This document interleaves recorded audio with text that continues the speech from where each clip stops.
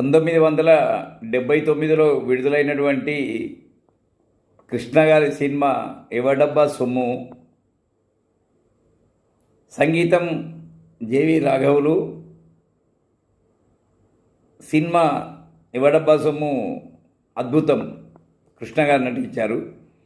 దాంట్లో ఒక పాట ఉంది, కృష్ణ గారు పాడారు. తల్లి గురించి ఆవేదనతో ఒక పాట పాడతాడు. పాడింది బాలసుబ్రహ్మణ్యం గారు, సినిమాలో కృష్ణ గారు పాడతారు. ఆ పాటను ఇప్పుడు నేను మీకు ఒక 2 లైన్లు వినిపిస్తా. మనకు మనస్సు బాధ ఉన్నా, ఆనందంతో ఉన్నా, మనకు వచ్చిన ధోరణిలో ఒక పాట పాడుకుంటే మనస్సు కుదుట పడుతుందని నా నమ్మకం. కనుక పాటలంటే నాకు ఇష్టం, చాలా ఇష్టం పాటలంటే. కొద్దిగా ఏదైనా మనస్సు బాగలేదు అనగానే ఒక పాట నేనే పాడుకుంటా. మీరు కూడా ఒకవేళ అలా మనస్సు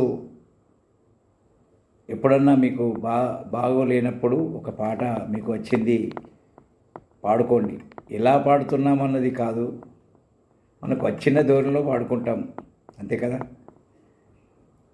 ఇప్పుడు నేను ఆ పాటను మీకు వినిపిస్తా. అమ్మను చూచాను, ఈ జన్మకు ధన్యుడనయ్యాను, అమ్మాని పిలువలేక అనాథగానే మిగిలాను, నేననాథగానే మిగిలాను,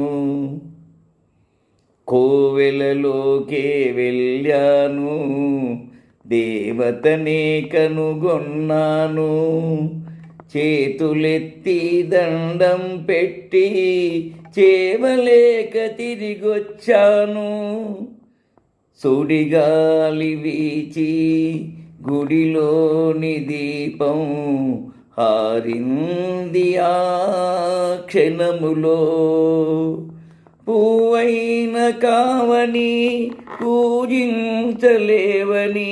పూజారి తరిమాడు పొమ్మని, విడలేక విడిచాను నా తల్లిని, అమ్మను చూచాను, ఈ జన్మకు ధన్యుడనయ్యాను, అమ్మాని పిలువలేక అనాథగానే మిగిలాను, నేననాథగానే